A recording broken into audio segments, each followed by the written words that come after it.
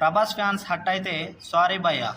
ఎందుకంటే బీజిఎంలను కాపీ కొట్టడం మన తమనన్నకే సాధ్యం అనుకున్నా, కానీ ఆయన జాబితాలో ఇంకొకరు కూడా ఉన్నారు.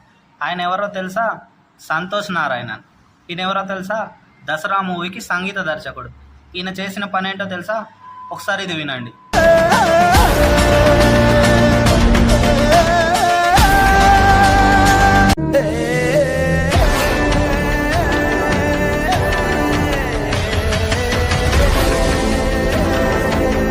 అయితే ఈ రెండు విన్న తర్వాత నాకేమనిపించిందంటే, 6 సంవత్సరాల నుంచి కల్కి సినిమా తీస్తున్నావు నాగశ్విన్, ఈ మ్యూజిక్ బిట్ దీంట్లో పెట్టకపోతే ఏమైంది?